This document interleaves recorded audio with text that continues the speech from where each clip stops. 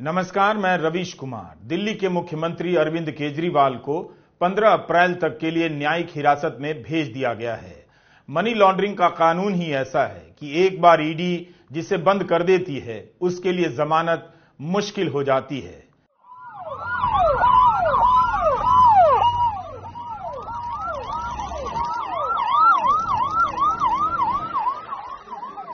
दिल्ली के Connaught place से गुजर रही यह नीली बस बहुत आगे निकल जाने के लिए बेताब नजर आती है। ऐसा लगता है कि इसी नीली बस में दिल्ली के मुख्यमंत्री को तिहाड़ ले जाया जा रहा है।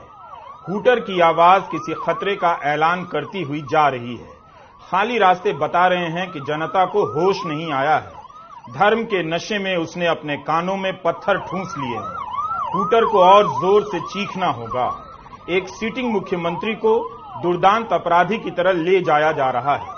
भारत का लोकतंत्र खाली होता हुआ ध्वनित हो रहा है।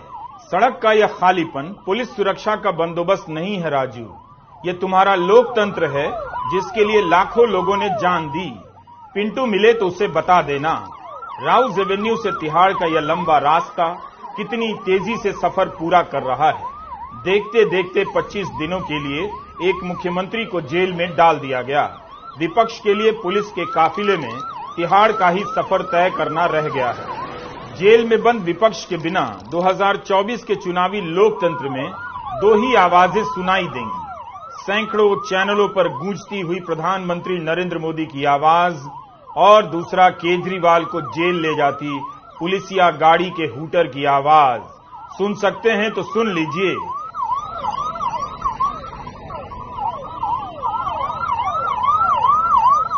एक दिन पहले रविवार को इसी मुख्यमंत्री की गिरफ्तारी के विरोध में रामलीला मैदान में हजारों लोग जमा हुए।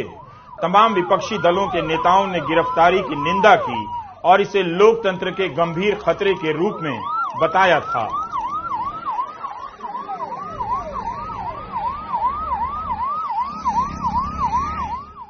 अट्ठाईस मार्च को अरविंद केजरीवाल ने राउज एवेन्यू कोर्ट में अपनी बात विस्तार से रखी तो थी। उनकी बातों से ईडी की जांच में कई तरह की कमजोरियां नजर आ रही थीं, मगर कोर्ट उनकी बातों से मुतमईन नहीं हुआ। 21 मार्च को गिरफ्तार हुए केजरीवाल अब 15 अप्रैल तक तिहाड़ में रहेंगे। धीरे धीरे राउज एवेन्यू कोर्ट का यह दृश्य कर्मकांड सा बनता जा रहा है। मुख्यमंत्री को पेशी के लिए लाया जाता है, मुख्यमंत्री को इस जेल से उस जेल में ले जाया जाता है। पिछली बार केजरीवाल ने कहा था कि वे रिमांड का विरोध करने नहीं आए हैं। इस बार कोर्ट ने तिहाड़ भेज दिया। आपको याद होगा, दिल्ली हाईकोर्ट में अभिषेक मनु सिंघवी ने भी जोरदार बहस की, लेकिन जमानत नहीं मिली। दिल्ली हाईकोर्ट में 3 अप्रैल को सुनवाई होनी है। उसके पहले 2 अप्रैल को ईडी अपना पक्ष हाईकोर्ट में दायर करेगी। आज राउज एवेन्यू कोर्ट के स्पेशल सीबीआई न्यायाधीश कावेरी बावेजा के सामने ईडी ने रिमांड की मांग नहीं की, न्यायिक हिरासत की मांग की। उन्हें 15 अप्रैल तक के लिए हिरासत में भेजा गया। कोर्ट में ईडी ने कहा कि केजरीवाल अपने फोन का पासवर्ड नहीं दे रहे हैं, जांच में सहयोग नहीं कर रहे और पूछताछ को भटका रहे हैं। इस पर कोर्ट ने पूछा कि इन दलीलों को न्यायिक हिरासत के आवेदन से क्या लेना देना है। तब ईडी के वकील ने कहा कि आने वाले समय में इन्हें अपने हिरासत में रखने का अधिकार हमारे पास है। मंत्री जी जो ये कर रहे हैं ये देश के लिए अच्छा नहीं है। 15 अप्रैल तक जेल में रहने का मतलब है केजरीवाल अपनी पार्टी और इंडिया गठबंधन के लिए प्रचार नहीं कर पाएंगे। 19 अप्रैल को पहले चरण का मतदान होना है। पहला चरण बीत जाने तक वे हिरासत में ही रहेंगे। दिल्ली की 7 लोकसभा सीटों के लिए मतदान छठे चरण में होगा और 25 मई को होगा। पंजाब में 1 जून को मतदान होगा। आम आदमी पार्टी के सभी प्रमुख नेता जेल में हैं और दूसरी तरफ इसी शराब घोटाले में जेल गए और बाद में सरकारी गवाह बने राघव रेड्डी और उनके पिता श्रीनिवासुलु मांगुंटा रेड्डी आंध्र प्रदेश में जमकर चुनाव प्रचार कर रहे हैं। श्रीनिवासुलु मांगुंटा आंध्र प्रदेश के ओंगोल से चुनाव लड़ रहे हैं। इस समय में वे टीडीपी की टिकट पर चुनाव लड़ रहे हैं। पिछली बार वाईएसआर कांग्रेस के टिकट पर जीते थे। इसी 28 फरवरी को उन्होंने वाईएसआर कांग्रेस से इस्तीफा दिया और 16 मार्च को टीडीपी में शामिल हो गए। आप जानते हैं कि आंध्र प्रदेश में टीडीपी और बीजेपी का चुनावी गठबंधन है। रेड्डी के कई पोस्टरों पर चंद्रबाबू नायडू और प्रधानमंत्री नरेंद्र मोदी का फोटो लगा है। यही नहीं, राघव रेड्डी और श्रीनिवासलू रेड्डी को भी पोस्टर से लेकर चुनाव प्रचार में एक साथ देखा जा रहा है। इन पोस्टरों में प्रधानमंत्री नरेंद्र मोदी का भी चेहरा इस्तेमाल हुआ है। दिल्ली शराब घोटाले के सरकारी गवाह राघव रेड्डी अपने पिता के चुनाव प्रचार में काफी सक्रिय नजर आ रहे हैं। इंडियन एक्सप्रेस में लिखा है कि पिता चाहते थे कि बेटे राघव को टिकट मिल जाए, मगर नहीं मिला। यहां रेड्डी और चंद्राबाबू नायडू सभा को संबोधित कर रहे हैं। रेड्डी की यह तस्वीर गौर करने लायक है। इस तस्वीर में रमजान की शुभकामनाएं दे रहे हैं। यहां वे मुसलमानों के साथ भी नजर आ रहे हैं। बीजेपी का उम्मीदवार शायद ही ऐसी तस्वीर जारी करे, लेकिन सहयोगी दल के उम्मीदवारों को सेक्युलरिज्म की थोड़ी छूट होती है। ऐसा लगता है कि इस तस्वीर में होली की बधाई दे रहे हैं। होली के इस पोस्टर पर प्रधानमंत्री मोदी के साथ राघव रेड्डी की भी तस्वीर है। सारी तस्वीरें रेड्डी के फेसबुक पेज से ली गई हैं। एक ही कांड है, उसी कांड का एक आरोपी जेल जाता है, जेल से बेल पर बाहर आता है, सरकारी गवाह बनकर चुनाव प्रचार करने लग जाता है। मेरठ में बोलते समय लगता है प्रधानमंत्री मोदी को यह सब याद नहीं रहा होगा, या भरोसा रहा होगा कि मीडिया दिखाएगा ही नहीं कि राघव रेड्डी और उसके पिता श्रीनिवासलू रेड्डी चुनाव प्रचार कर रहे हैं, उन्हीं का फोटो लगाकर और उन्हीं की पार्टी के गठबंधन के साथ मैदान में उतरकर। मैं भ्रष्टाचार पर कार्रवाई कर रहा हूं, इससे कुछ लोग बौखला गए हैं।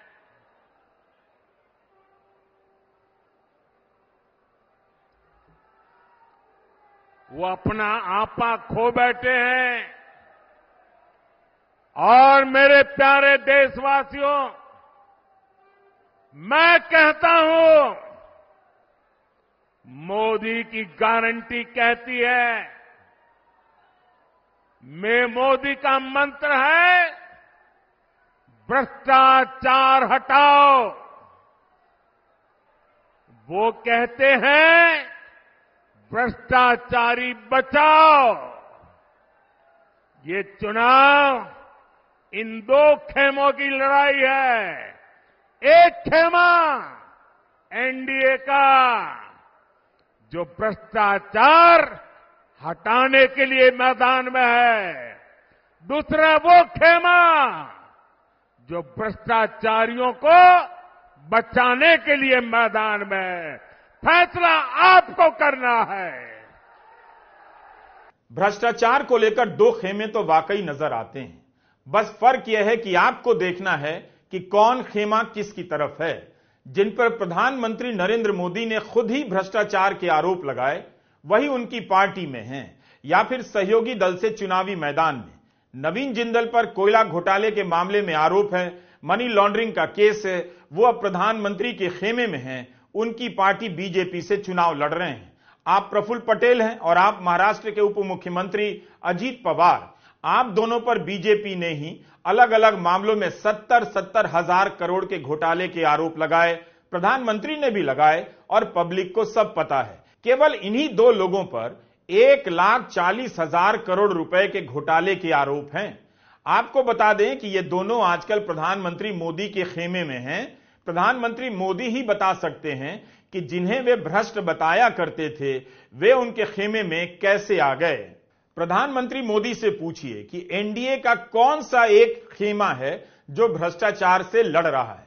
अगर ऐसा कोई खेमा एनडीए का है तो उस खेमे में प्रफुल्ल पटेल, अजीत पवार और नवीन जिंदल क्या कर रहे हैं?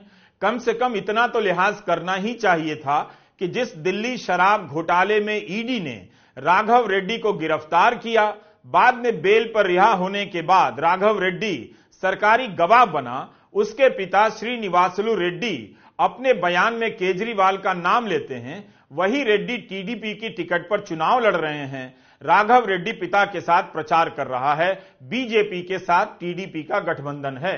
क्या बिल्कुल ही परवाह नहीं है कि जनता क्या सोचेगी, या जनता अब यह सब देखने और सोचने के लायक बची ही नहीं? अगर राघव रेड्डी और श्रीनिवासलू रेड्डी के पोस्टर पर प्रधानमंत्री मोदी की तस्वीर होगी, तो क्या इसे गारंटी के तौर पर नहीं देखा जाएगा कि आपने केजरीवाल का नाम लिया, आप प्रचार करो, केजरीवाल को जेल में रहना होगा। 28 मार्च को राउज एवेन्यू कोर्ट में केजरीवाल ने यह सब कहा था और हमने आपको पुराने वीडियो में दिखाया भी। दूसरा बयान मागुंटा श्रीनिवासुलु रेड्डी का है, एमएसआर का। ये सांसद थे जगन रेड्डी की पार्टी से। एक दिन 16 मार्च 2021 को 4:30 बजे मेरे दफ्तर आते हैं। 10 दिन पहले उन्होंने पत्र भेजा था कि मैं सांसद हूं, मुख्यमंत्री से मिलना है। वो मेरे पास मिलने के लिए आते हैं। मैं जल्दी में था। वे आकर कहते हैं कि दिल्ली में फैमिली चैरिटेबल ट्रस्ट खोलना है। मैंने कहा जमीन हमारे अंडर नहीं आती है, एलजी साहब के अंडर आती है।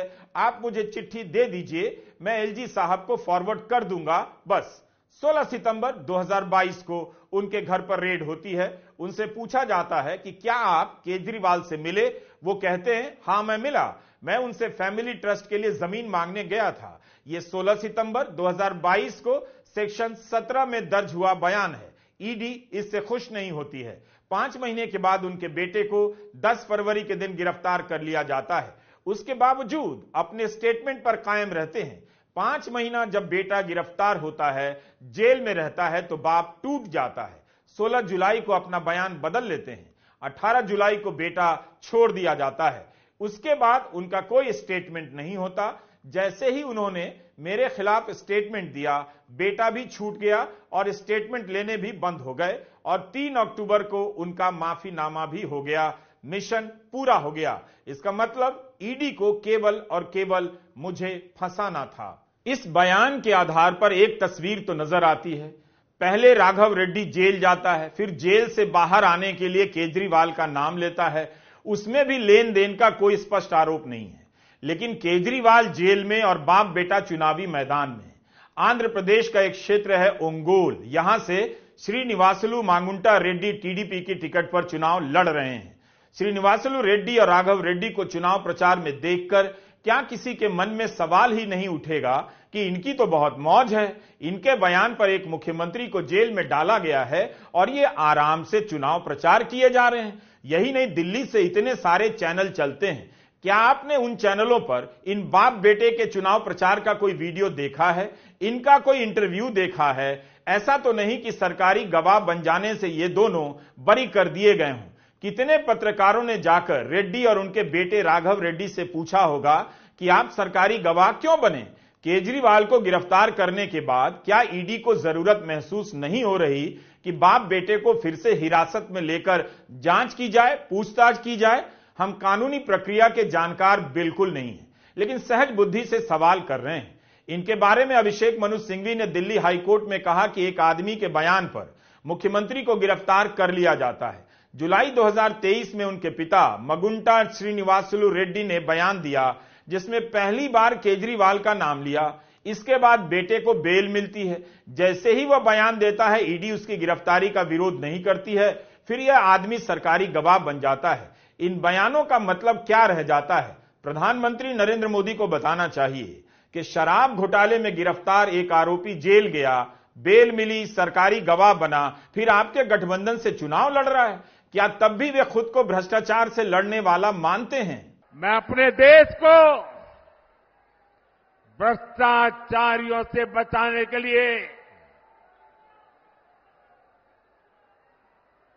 जो कदम उठाए जा रहे हैं उनके खिलाफ एक बहुत बड़ी लड़ाई लड़ रही हूं। और इसलिए बड़े बड़े भ्रष्टाचारी आज सलाखों के पीछे हैं।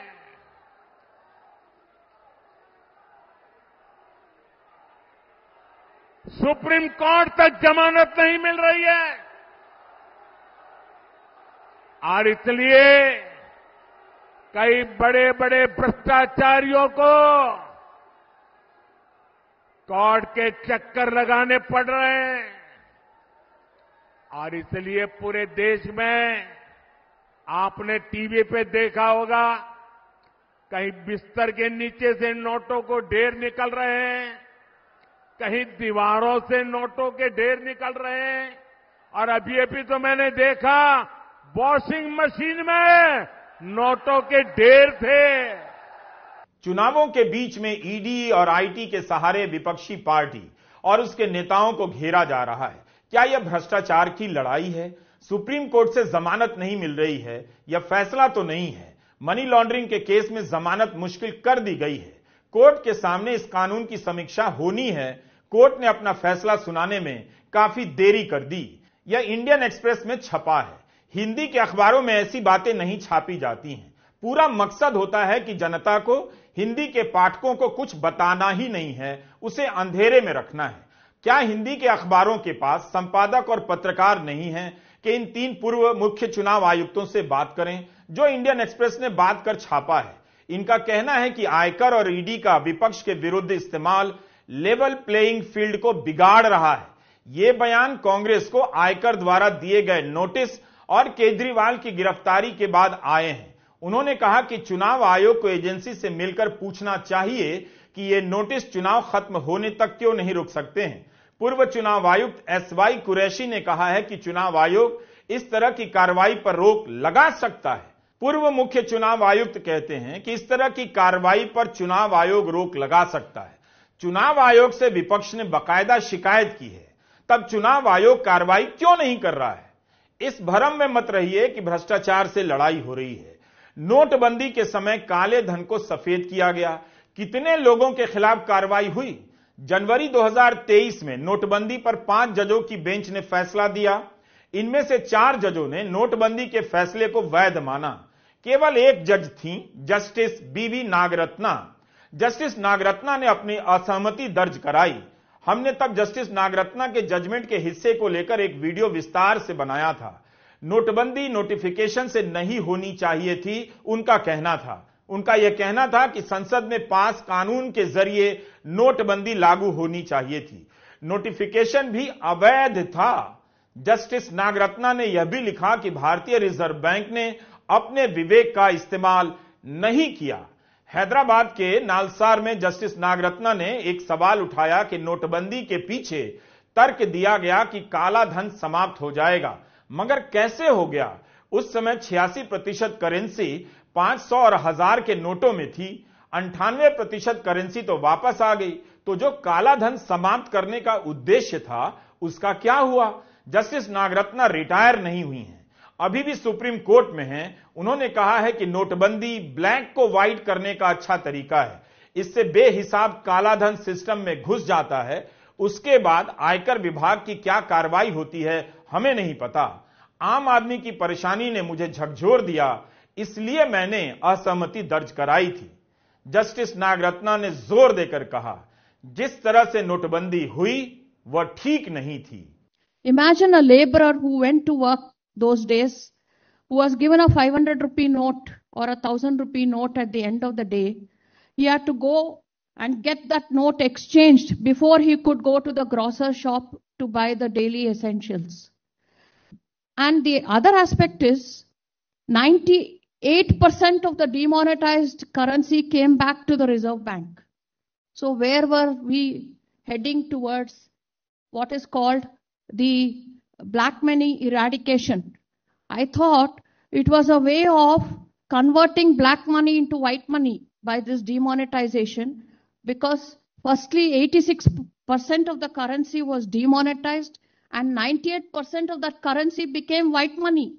नोटबंदी का यह राज ही रह गया। उस समय कितनों ने अपने पैसे को सफेद किया, पता नहीं। राहुल गांधी लगातार नोटबंदी की याद आज भी अपनी रैलियों में दिलाते हैं, मगर क्या कभी यह देश जान पाएगा कि नोटबंदी के समय किसने खेल खेला, किसने कितना पैसा सफेद कर लिया? नोटबंदी की, जीएसटी लागू किया।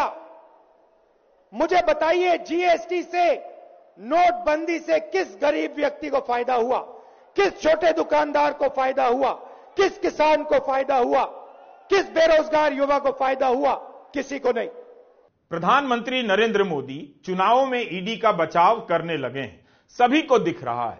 केवल विपक्ष के मुख्यमंत्री, मंत्री, सांसद, विधायक ईडी के गिरफ्त में आ रहे हैं। ईडी की टीम भाजपा के मुख्यमंत्री या मंत्री के दफ्तर या सांसद विधायक के दफ्तर तक नहीं जाती है। प्रधानमंत्री नरेंद्र मोदी ने तमिल चैनल थांती से कहा है कि ईडी के पास करीब 7000 केसेस हैं। उनमें से पॉलिटिशियन से जुड़े हुए केस मात्र 3% से भी कम है। 7000 मैटर्स, उसमें पॉलिटिशियन से जुड़े ओनली 3% से भी कम। आपको सुनकर लगेगा कुछ हो ही नहीं रहा है, विपक्ष के साथ जाती नहीं हो रही है। लेकिन क्या यह भ्रामक नहीं है? प्रधानमंत्री ने कह दिया ईडी के पास 7,000 केस हैं, उसमें से केवल 3% नेताओं के खिलाफ है। लेकिन क्या आपको पता है कि ईडी को लेकर कई मीडिया रिपोर्ट में यह जानकारी आई है कि ईडी ने नेताओं के खिलाफ जितने भी केस किए हैं उनमें से 95% विपक्ष के नेताओं के खिलाफ है। कोई अखबार आपको नहीं बताएगा, खासकर हिंदी के अखबार, केवल बयान छाप देगा कि प्रधानमंत्री ने कहा है कि ईडी ने केवल 3% नेताओं के खिलाफ कार्रवाई की है, मगर यह नहीं बताएगा कि इनमें से 90 या 95% विपक्ष के हैं। भ्रष्टाचार की खबरें मीडिया से गायब कर दी जाती हैं। चुनावी चंदे के बॉन्ड पर कितनी रिपोर्टिंग हुई आप अच्छी तरह जानते हैं। हर समय विपक्ष को भ्रष्ट बताना, विपक्ष के नेताओं को जेल में डाल देना, सरकारें गिरा देना आम होता जा रहा है। कहीं से यह लड़ाई भ्रष्टाचार की नहीं लगती, विपक्ष को खत्म कर देने की है। अगर आपको लगता है कि बिना विपक्ष के लोकतंत्र हो सकता है तो आप बेवकूफ हैं। नमस्कार, मैं रवीश कुमार।